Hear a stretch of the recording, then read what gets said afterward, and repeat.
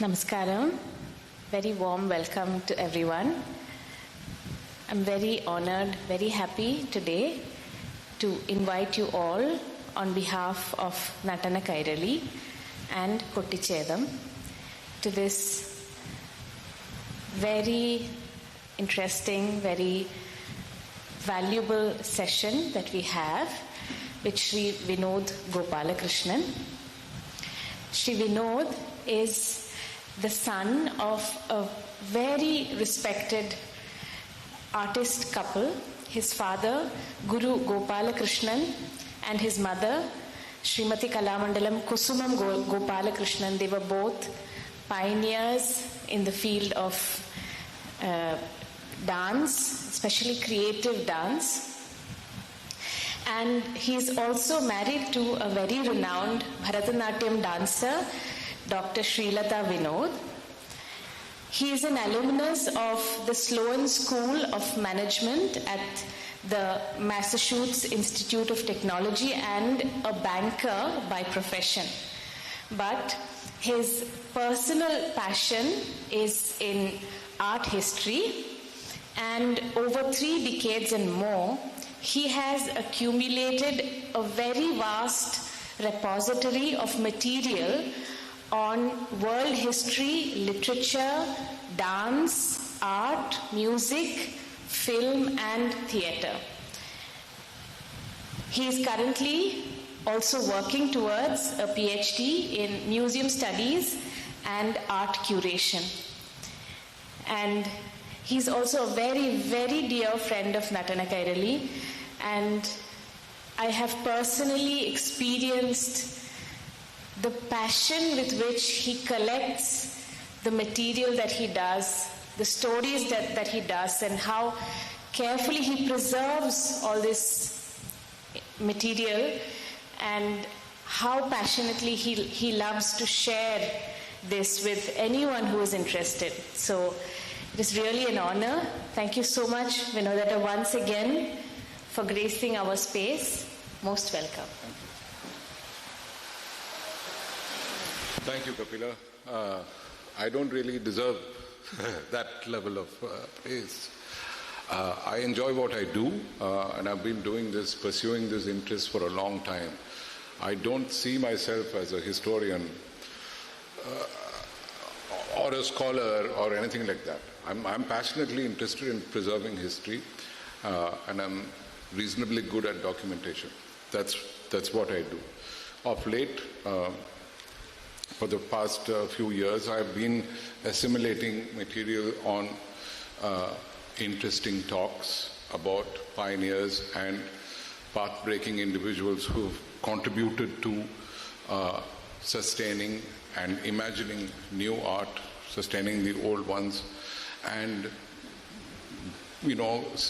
preserving art, either by tradition or by modernity or whatever the way they wish. They have the ideas that they have. So I must say thank you to Venwashan. Namaskaram, sir. My association with him goes back decades. So the inspiration that I start to do these talks actually came from him. And he encouraged me, and I set off on the path, and then it's kind of going on very well. To you all, thank you all for coming. I think you're all fortunate in the fact that you're going through this workshop and you're going through the entire Navrasa sadhana experience, which is quite unique in the tradition of India and awareness and learning of the art and craft of India, especially in the context of what Venuji brings to you. You're very fortunate. So I wish you all the best.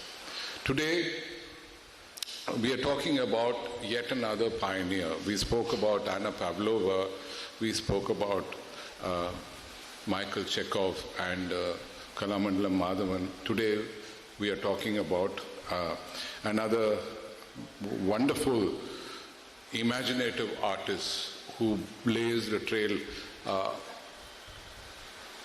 through her life, starting in the 1920s. So let's go through her life, and then we can have a discussion at the end, and I'll be happy to answer your questions if you have any. We've got a lot of slides. They're all interesting. So I'm going to go a little fast so that we stick to the 1 hour timeline, but we can always speak later.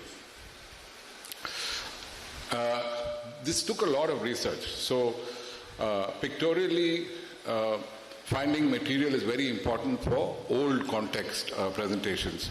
If you can, and they are available, it makes it a lot more interesting. So I must appreciate and express my gratitude to all these people who put together materials in their archives over the years, and so that people like us will benefit from them and share them with the next generation, or people who are interested in this field. The New York Public Library for Performing Arts, Jane Sherman, Soichi Tsunami, Japanese photographer, wonderful photographer, Uttara Asha Kurlawala, beautiful writer, historian, dancer, eminent human being. I had the honor of meeting her earlier this year when I was in Delhi, and we spoke about that, and her article on Ruth and Denis in India helped me a lot to put this thing together. Mohan Khokhar collection. As a family, we knew the Khokhars very well, and I'm also a personal friend of Ashish, so it's a small world. Sunil Kothari sir, I knew very well for many, many years until he passed, and tremendous contributor. Marcus Blechman is also a wonderful organizer, photographer from years ago. So before we get into the story, we need to know about the context that we are talking about. We are talking about the late 1800s. So 1879, it's a different world. All of you would be very unfamiliar with that kind of world. So what was the reality of that world? Today, in today's world, you have the freedom to do whatever you want. You can choreograph the way you want to. You can use whatever style of movement, whatever you want. It wasn't like that those times. There was a lot of questioning. There was a lot of criteria to follow, and the fact that you have to stick to a certain norm, otherwise, things don't really work out for you. So, and it's difficult to challenge that kind of routine. So for somebody like an individual to stand up to that and say, no, I want to do my own thing is quite extraordinary. I'm sure there are many who did that, but she's one of them who did that extraordinarily well. Some artists, they have that in them to stay the course, and they make a difference in the world, as she did, and as you will find out. This photograph is by Soichi Tsunami, the Japanese photographer I told you. It's a photograph from 1929. So I'll give you the references of photographs as we go through. She's playing the role of Radha, and she's dancing, or supposedly dancing, to a Tagore poem. We don't know what that poem is. And in the seated inset image is her sitting with a veena, sarod-like instrument. And I'm sure that's a pose. The story begins, born January 20th, 1879 in New Jersey. So she was born on a farm in New Jersey, just outside New York. And her father was an inventor, and her mother was a physician. But the mother was very interested in art, and so she encouraged Ruth to go and learn things and move around. And she enrolled her in a class of gymnastics. That's what she went to first, when Ruth was very, very young. And then that perhaps helped her to study her own body and how she could deal with movement, and that kind of educated her, and it came out when she started to choreograph herself over the years, many happenings later, as we will see. So when she grew up a little bit, she said, New Jersey is fine, but I need to go to New York and see if I can, I'm a reasonably good dancer, and I need to see if I can get a chance to go forward with my talent in life. So she moved to New York and auditioned for what were called vaudeville houses. So basically they were just houses where people would pay to see dancers perform. And the dancers who participated could make some money. It was a way of living then. So she auditioned for one of them, and it so happened that a producer and director, David Belasco, who ran his own production company and would put up things, he saw her and he recognized that she was completely different from the normal people who came across to the city and tried to make it. He saw something very unique in her.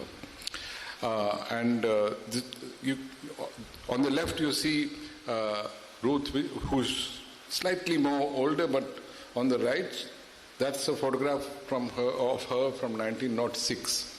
I can't see this from this angle. I hope you can see it.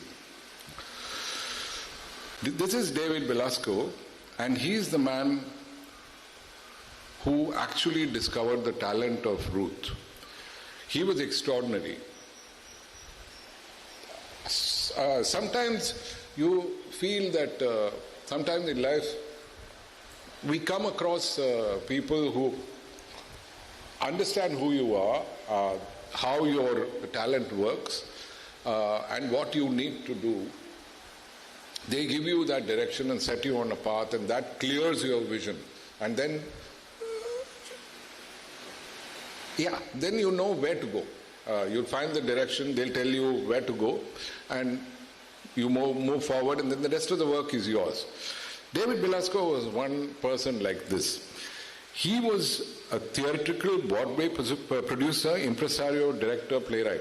What was unique about Belasco was that his productions were extraordinary, very unlike anybody else at that time, from what I read, where he would have grand sets, the dramatic display of props within the auditorium, all that helped him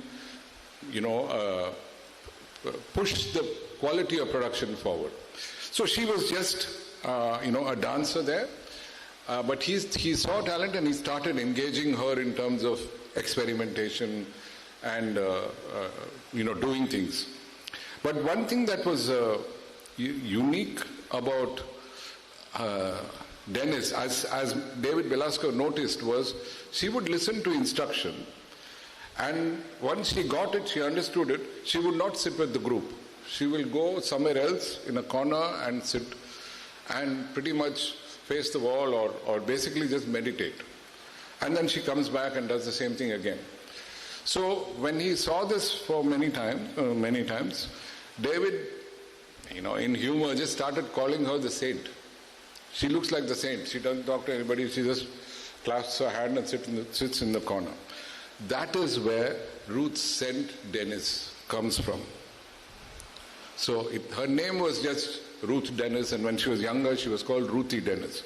So saint comes from this man, David Belasco.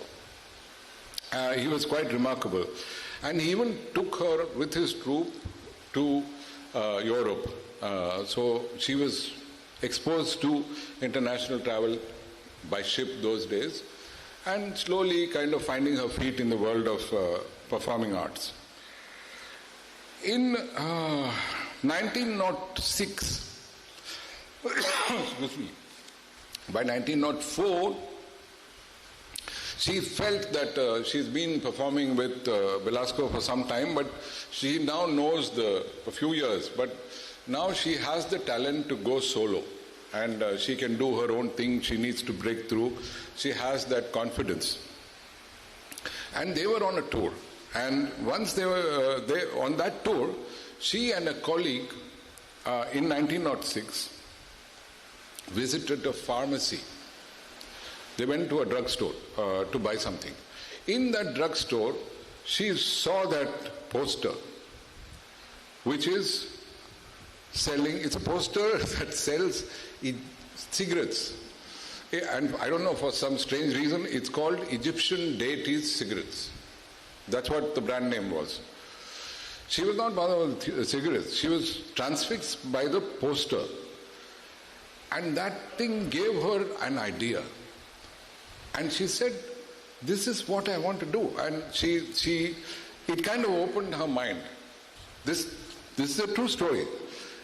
It kind of opened her mind, and she said, this is what I'm going to do. I'm going to connect my art with the Orient or with something mystical, with something that people are not familiar with.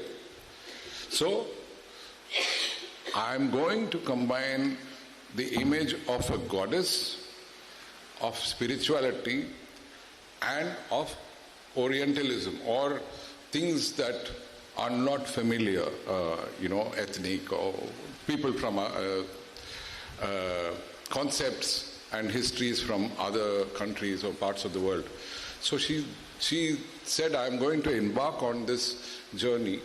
And if you see the image in the poster, which is just a normal flatline poster, she decked herself up as that goddess, which you see in the photograph. So that's the beginning of her work. And then she started going solo, and she wanted to start choreographing and put a group together. She needed a partner. And the partner was not readily available. So what she did was, she wanted a good dancer, so she auditioned. And one young guy came and danced for her. And he came there because he had seen her dance before, a year before or something, and then he was impressed with her. So when she advertised, he came, he won the audition. She chose him. And in 1911, this is when the audition happened, she selected him. In about 2 months of meeting, they got married, both of them. They stayed married for some time, and as we'll talk about that later.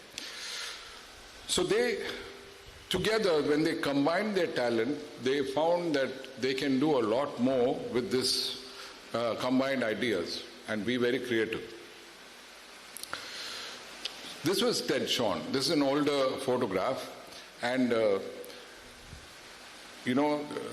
for some reason my screen shows another color, but that's okay. I know what it is. Ted Shawn's name was Edwin Myers Shawn. And he was born, American dancer, born in Kansas City, and very, very dedicated to his craft all through his life, as you will see his contribution when we move forward. They put together this group called Denis Shawn, which became historical because they visited India as well, and you will see details of that. He was always focused on masculine movement. That was very important to him. And all through his work with Ruth and after Ruth, I don't want to give the story out to you in terms of his great contribution to the world of art. So he founded the Jacob's Pillow Dance Festival in America. Any of you, or quite a few would have heard of it, yeah. He's the founder. And he thought of it, he bought the land, and he made it happen.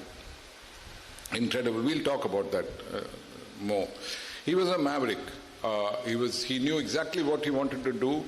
He was an astute business person. He knew exactly how to manage a troupe and how to get things going. And he was a big, big support for Ruth and Denis, who was hugely creative in terms of what she had, her ideas and things. So in 1915, Denis Shawn is born. That's what they called. They combined their names and called it that, Denis Shawn. It was based in Los Angeles, in the Hollywood Hills. It's still there. The Ruth and Denis Center is still there in Hollywood. But at that time, they had centers in Dallas and New York as well when they opened it.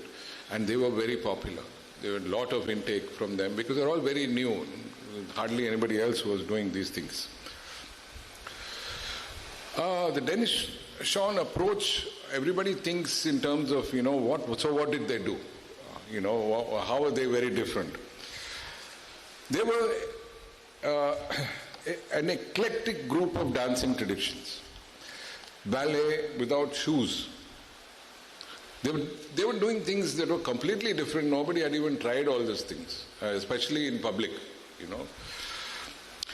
Movement focused less on rigidity and more on freeing the upper body. So it's not put in a harness or, prescribe a process of this is how you manage this. You just free the, upper body.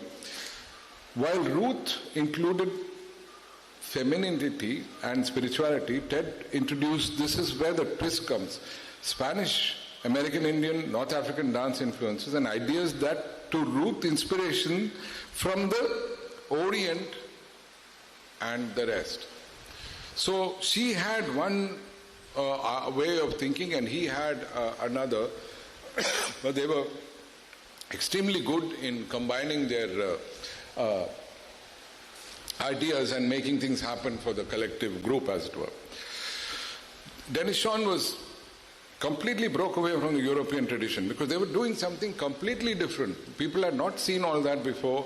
They were not sure whether, it would be accepted or not, but they were fearless. Both were quite fearless. They believed in what they did, and that helped them go forward with great success. Ruth and Ted's choreography connected the physical and the spiritual. I told you Ruth was very close to the spiritual world, so she kept bringing that in and often drew on the backdrop of ancient and indigenous sources. This is what you will see more in terms of what she does. This made it feel dramatic as settings as they moved along. So what was different about them? A combined experimentation. So all the productions that they did was completely something new that the audience had not seen at all. And remember I told you that she trained under David Belasco when she was young.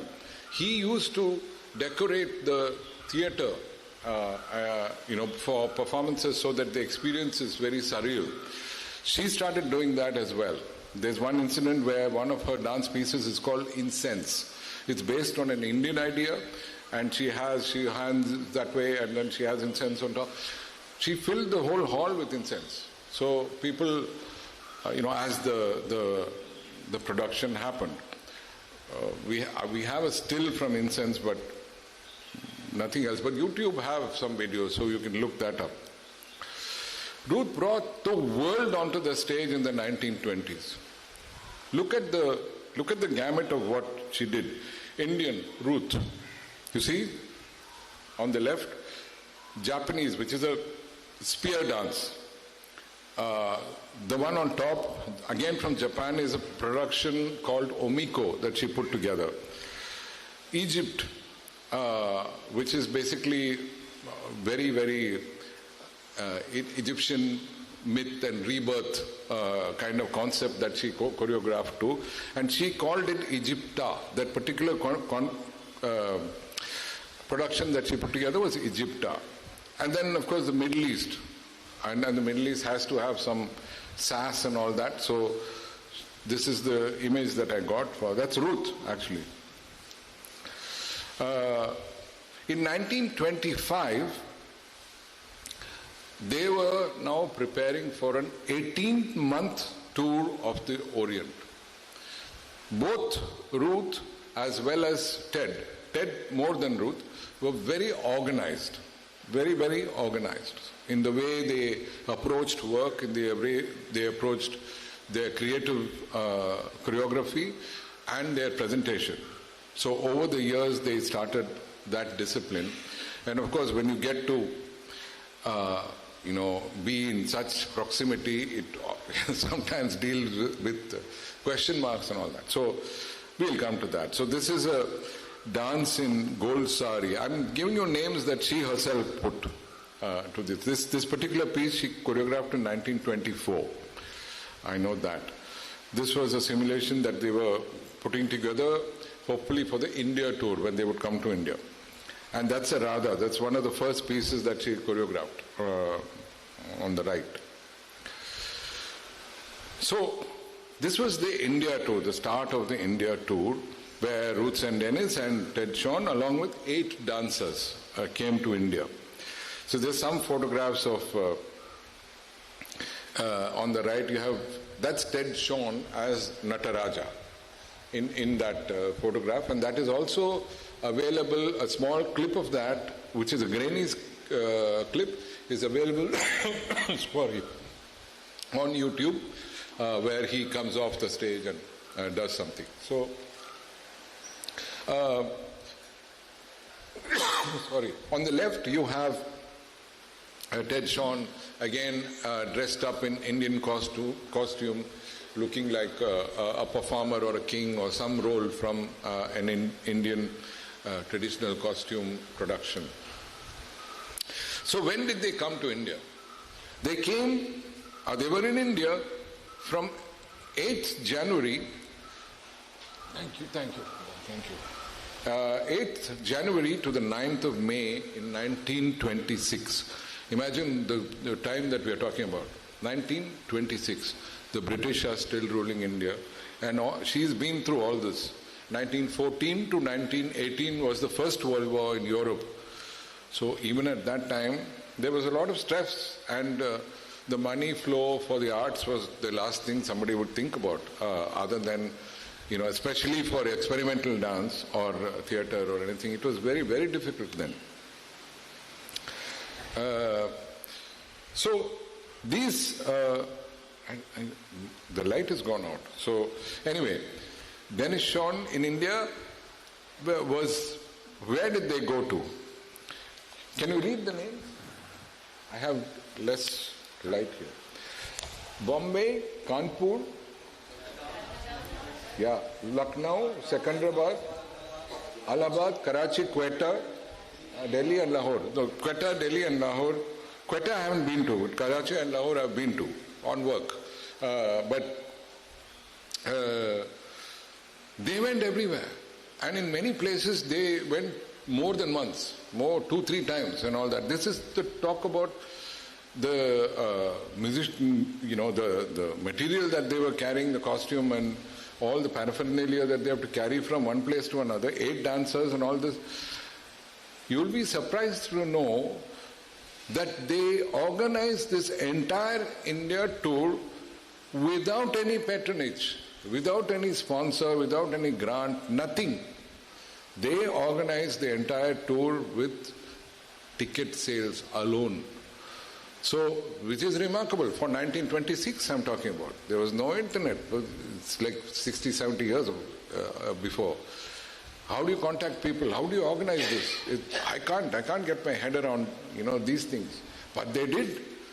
And what it did was, it impressed people and it also surprised some people. Some people said, they're trying to do something Indian dance and, it's not really authentic. They never claimed it was authentic. Ruth never, they used names and all that, but she never said she's inspired by it, that's all. So, but there was equal number of people who were very impressed with what they did and supported them. And the Times of India also, called the tour a catalytic tour. They use the word catalytic. What is a catalyst? Takes part in the equation, but does not take part in the equation, but affects the equation. So, in her case, she affected it positively. And so what it does, and Uttara's article also says that it galvanized people's interest in Indian arts, our own Indian arts, and it kind of kindled that kind of interest and helped, move along, and other dancers came. So it was a very positive thing that came through.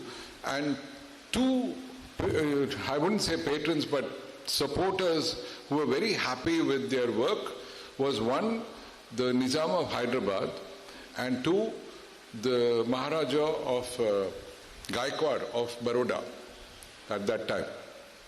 They were impressed and they probably supported them with some kind of support which I don't know about, but they were quite impressed.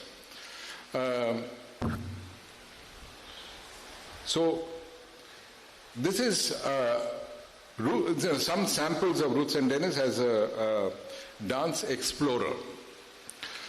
See the variance of what she does. So you've got Egypta there, which is the theme of rebirth. You've got Radha Krishna, which is of Indian origin. Then you have the abduction of Sita in Thai. The costumes are all Thai. That is Ted Shawn there. The girl is not. That is Eleanor Schwartz. And the other, Charles Whiteman is there as Hanuman. But the other one I don't remember. And so that is Incense on the right, which is very much Ruth. And that is a still from one of her earlier performances of pieces of Incense.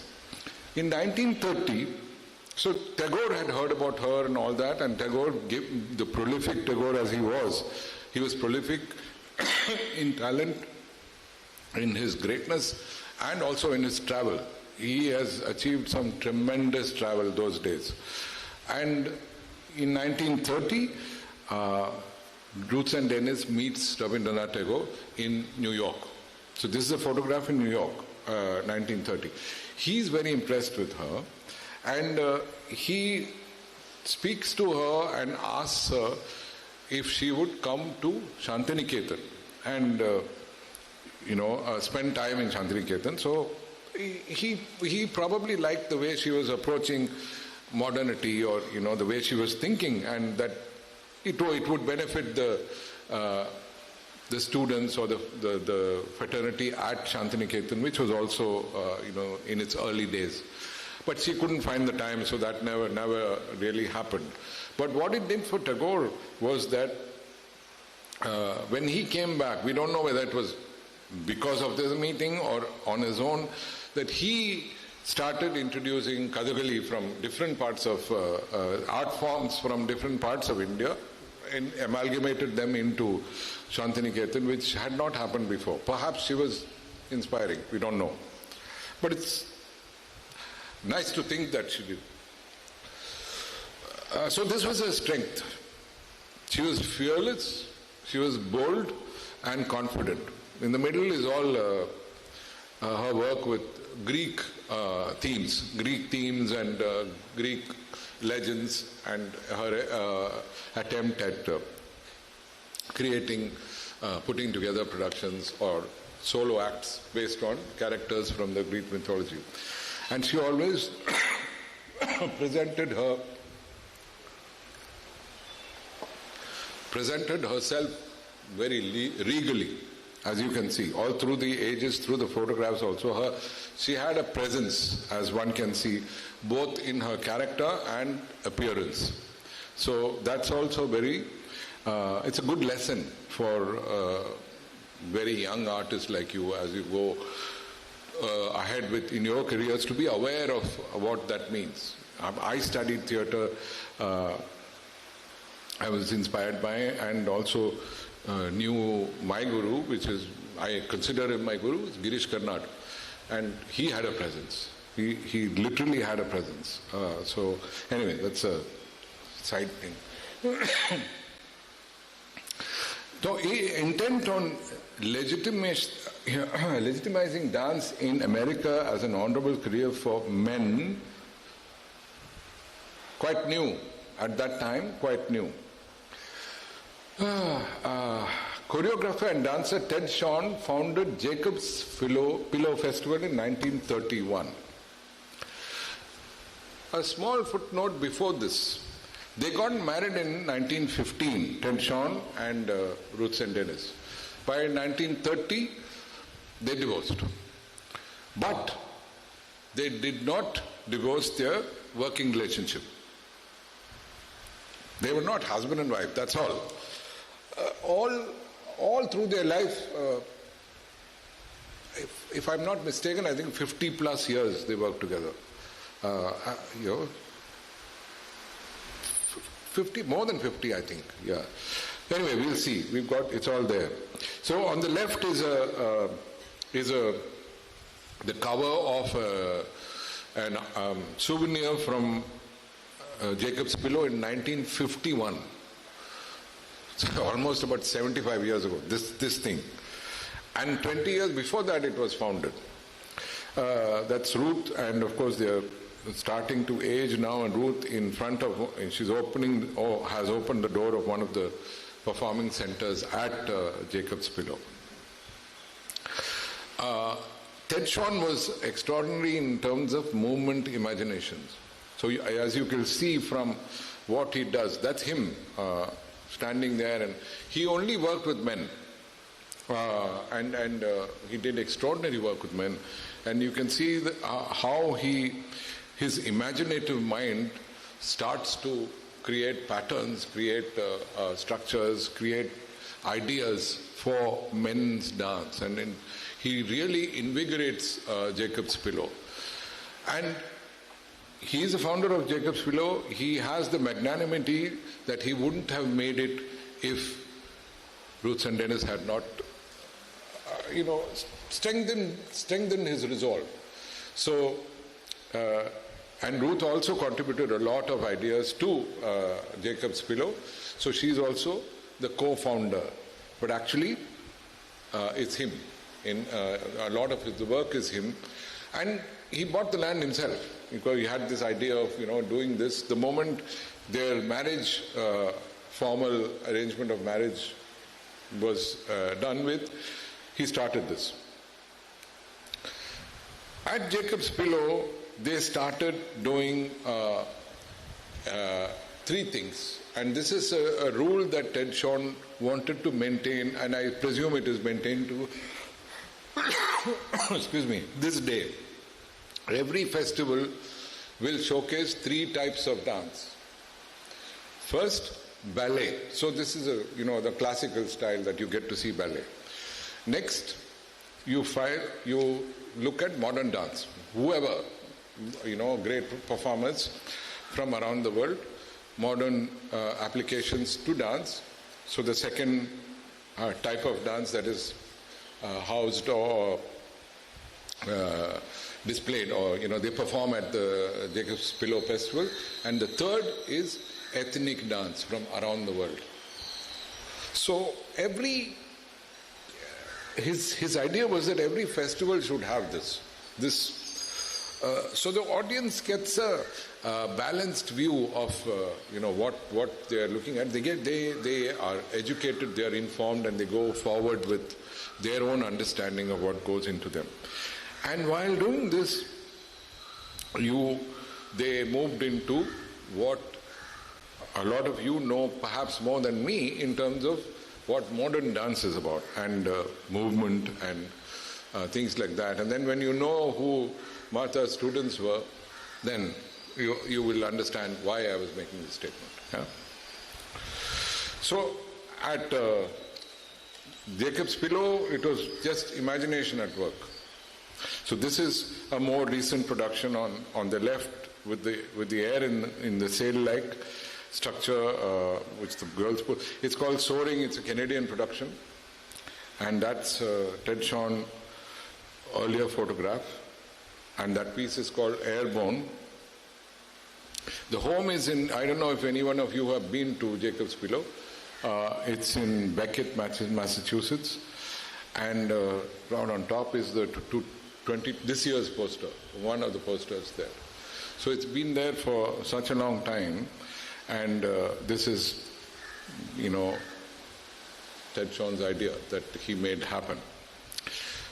Modern dance grows and glows at I can see it. Ted Shawn, Jacob's Pillow. You can see how they continue to pay homage for him very visibly to the theatre. And they have not, it's the good thing that I see, that they have not modernized the place, they have not touched what he envisaged. So it's the same structure that I saw in photographs from the 1960s and 50s, 60s, 70s. Same structure. So they've maintained that. Interesting. 21st August 1962, Ted Shawn invites Bala Saraswati. So, any of you know who you Bharatanatyam dancers? Here? There you go. So, and no Bharatanatyam dancer does not know Bala, right? If you don't know Bala, then you're not doing Bharatanatyam, something else. Anyway, so he called her to perform at Jacob's Pillow, and it was Bala's debut in America. The first time she was going to America. And you see how, I told you earlier that they were very organized. I don't think we are as organized even today. I'll tell you why. We are talking about 1962. On the right, look at the amount of detail. The entire program is there. Who is performing, what they are doing, who are the accompanying artists. Every single detail is there. It is not a great, gold letters on a glossy page or nothing like that. It's just a very economical piece of paper which is typed and cyclostyle or something. Those days, there was no Xerox then. But they got this. And we still don't do it.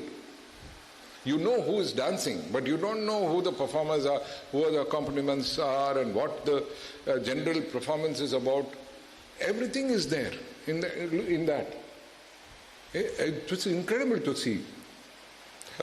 So here you have Bala, Ganeshan Pillai, Bala of course, Ganeshan Pillai Nattavangam, Ranganathan is on Mridangam, Narasimhalu is a singer, and Dhanlakshmi is doing the tambura. So we know exactly who went with her and when, what happened, 21st August 1962. It's a lesson. Here it is, 21st August, Bala on stage. So you got Bala on top, left, and her and Ted Shawn. That's Ted Shawn holding a garland, going there. He's older at this stage. Ruth was not there. She apparently was not well at that time. And this is Ruth Alexander. On the bottom right is another New York-based dancer, Nala Najan. This is Nala Najan, very much younger at that time. And Bala, of course. Ted Shawn and Bala in the middle. And again, quite a few groups and all. I thought these were wonderful photographs. Documented from that time, preserved so that so many years later, we are sitting here and talking about her and his contribution. Coming back to Ruth, she was completely meteoric in terms of inspiration. She was literally I put that photograph there because it suggests. It suggests what was in her mind, right? Reach for the stars. So that's what she's trying to teach them. No, I don't know if anybody had done this earlier. So I hasten to add. 1938, Ruth and Denis established the first department of dance at Adelphi University in New York. Nobody had done that before, at least not that I know. She did it, and it's still working very well in New York. I have not been there, and that's a very stylish, normal Ruth Senderis. Otherwise, she's always in costume, and I think it's maybe less than 50 years old or something like that. So here, she was a great teacher. Obviously, when I tell you who her disciples are, some of you can. I almost fell off the chair when I saw who it was. Anyway, so Ruth teaches a summer class at the Denis Center in 1924. She started then. So all through she was developing artists, developing students, ensuring that their craft is good and strong, and making sure that their skills and imaginative capacity is growing. All that is very important for her. And her attention to detail is immaculate. So you have to get it right, and she'll make you get it right. Ruth, the inspirational catalyst. So when she saw talent, she would push them through. She would just ignite their minds and teach them to go forward, and would never stand in her way, in their way. If they can have a different mindset, they might disagree with her and experiment and go do something else, fine, no problem. It's not something that she would have an issue with or whatever. Now, in this photograph, Ruth is there on the left, in white. There's in front, in the middle, there's a lady whose hand is resting on the floor, right? That's a little girl. But that girl grew up to be Martha Graham.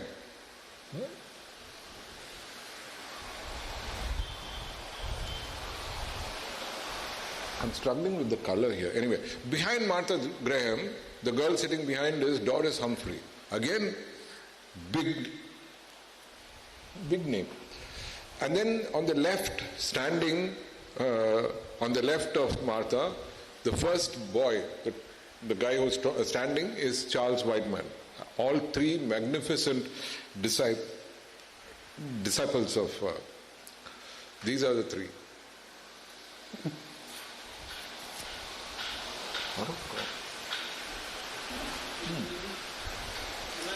These were wondrous creators and very, very successful artists, and also somebody like Martha Graham is, pretty much the last name in modern dance, at least when, her school started and went along. Inspired by Ruth and Ted, matured into a global icon for modern dance. So you cannot study modern dance and not know Martha Graham. So that's very important in terms of what we do. They had their differences. Yes, there are recorded thoughts and arguments and constructive and confrontative discussions and all that. But in the end, Martha is Martha and Ruth is Ruth, and then life goes on. All are almost the same age, basically, and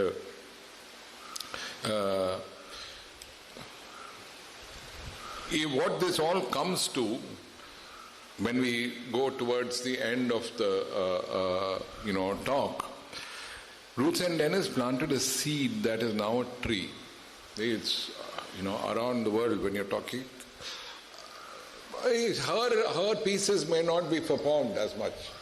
All the historic pieces of Radha and incense and things like that may not be. They may be or may not be. I'm not aware of that. But what she did was she awakened a whole set of people and put them forward. People like Martha Graham, people like Doris Humphrey, many others. We can't name everybody right now. And I am no historian to qualify to say, look, these are exactly the right people. No, I'm not. But it's just it's very clear that she was extraordinarily efficient in terms of education, inspiration, and direction when it comes to finding your own path, or shaping your own ideas, and thinking about what you want to do. They bought a house together, Ted and Ruth, but this is sometime earlier, and people called it the house that dancing built. That house. That was a crown that Ruth herself wore. I got the real photograph of that. Can you read the name of the book? I can't read very clearly here. I don't want to read it myself. You read it on top. Who wrote the book? Who? Suzanne Shelton, right? You will be surprised to know that Suzanne Shelton came here to Natanakairali. 1982. She herself came here. She's the one who wrote the biography of Ruth and Denis. Look at the connections, right? And 4 days ago, Italian professor who wrote the Italian version of Ruth's life, Professor Vittorio Bernardi, He came 4 days ago, right? 4 days ago. Here, to Natanakairali. A lot of extraordinary people, leaders, artists, historians, gurus, writers, painters. I cannot explain how many I know of who have come here. Over the years, so many years, and it's a sanctuary of what it is. And what you're going through is a little, as in Hindi, there's a term called jhalak, So it's like this jhalak that you're going through this. So ये कुछ भी है हजारों में एक है. So that's the it's a very different opportunity that you've been given, and that I'm glad that you made the decision, and you'll probably come back again, and learn more at a different time. I told you about this before. Ruth and Denis and Ted Shawn, collaborators for 55 years. No breaks. You do your thing, and you run your work. I do my work, and we'll work together when we want to work together, and that's it basically. But you're there. Each one is there. It's a good example. It's like most of the time it is you left. I don't want to have anything to do with you. That's not a good attitude. When it comes to performing arts, at least, to learn how to separate what that is and be mature about it and get on with life. Ruth and Denis died. She actually had a heart attack on the 21st of July, 1968. And this is what Ted Shawn wrote. Ruth and Denis achieved immortality many years ago. It's not like today that when she died, she became many years ago. And the real Ruth is now living and always be a valiant crusader for truth, a constructive force battling for beauty, and a healing power for the betterment of all mankind. So, somebody who probably knew her better than anybody else was Ted Shawn. Wonderful. Both are gone now. They leave behind their contribution. They leave behind their productions. They leave behind their lessons and their direction for us to pick up and move on. That's a photograph, and it's a photograph that they sent to somebody else, and now it's now in an archive. And they have both signed it. That's why I put it there. Ruth's is on the right, top right, and Ted Shawn has signed it on the left. And now, they are such icons that somebody made this collage of both of them. It's actually just them, heads and faces and arms and all that, which very much there. I always look to find out where people lie, because in some cases when they are dead, if I want to go see them, that's about all I can, as close as I can get. So I went to look for John Keats' grave. I found it. Shelley's grave, I found it. I went to Ghalib's grave. I found it. And quite a few others. So I looked for both these because I've not been here. So Ruth died in Newark, New Jersey. And I'm born there and died in Hollywood. Her grave is at Forest Lawn Memorial Park in Los Angeles. And some of you might know it, where it is, and if you're there, do go. Ted Shawn, born in Kansas City, died in Orlando, Florida, but as per his will, his body was taken to Jacob's Pillow and buried there. So these two are photographs of their graves. They're actual photographs of the graves. So both of them. So it's there that we go. So in an interview, we're coming to the end of the talk now. It's an illumination of what she was in my small little way, so that you get an idea of who Ruth and Denis was, and you can now set across your own journey and find out more, and probably share things like this, stories with other artists or children who are interested in dance or creative art, so that, you inspire them. You do your bit, let's see what happens, That's the attitude. You look at the last, let me wear my glasses. You see the last line, the two sentences in the quote. My screen is like this. That's why I keep staring at the screen. It's like, red in color. She says, let's not wait for the world to be better. Let us help to make it better. So that's important for us to retain as a thought where we go around. If you're wondering where that photograph is, that is again Ruth, and that is Ruth from the piece was called Lady and a Cobra. So she's kind of with a cobra-like glance in that photograph, yeah. So that is actually from the 1917 era, Lady and a Cobra. Any of you have any questions, or you want to keep in touch and ask me, send me stuff or ask me for questions later on? I have a very simple email. That's my email. And that's it, basically. Yeah. Thank you for listening to me. Any questions you have now, right now? If I know, I'll tell you. If I don't know, I'll tell you I don't know. Nothing. Nothing. Okay. So write to me if you have anything in mind. Then that's fine. Yeah. Was it useful? Yeah? I just wanted to say that I studied at the Natanakairali Institute? Good. It was nice to actually see the connection. Did they tell you about the connections at the Natanakairali Institute? Yeah, we had a history class and they actually explained all these connections.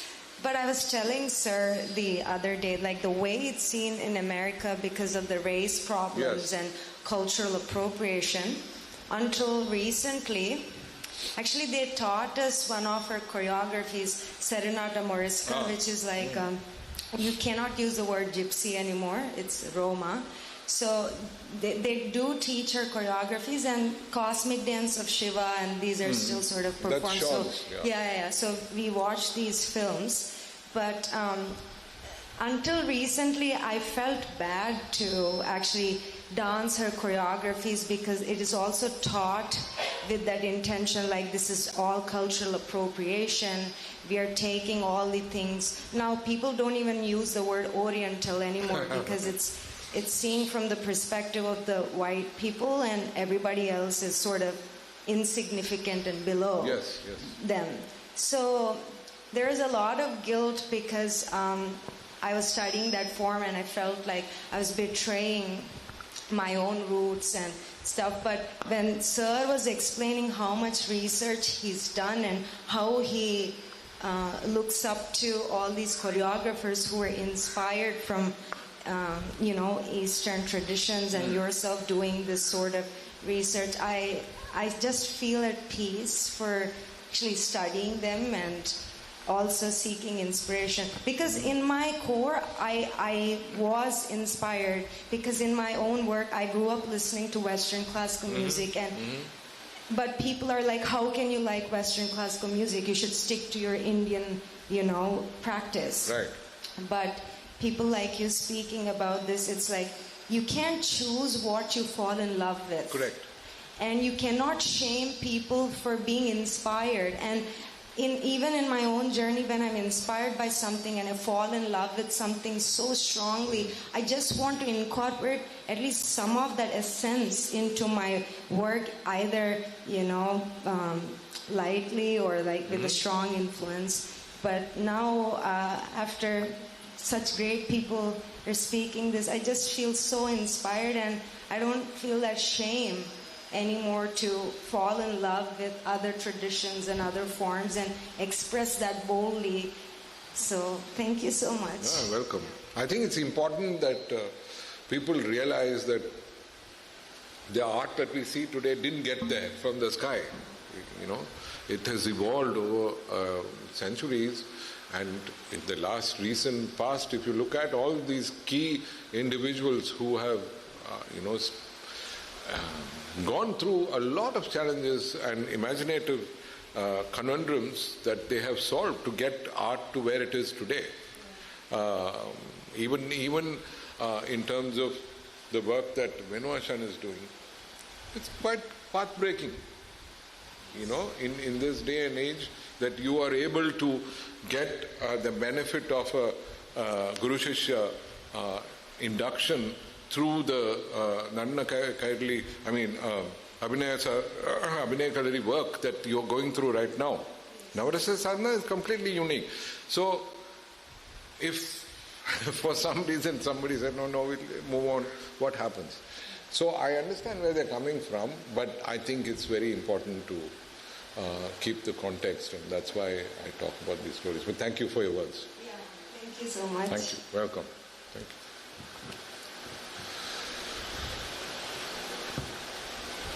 Anything else? Anybody?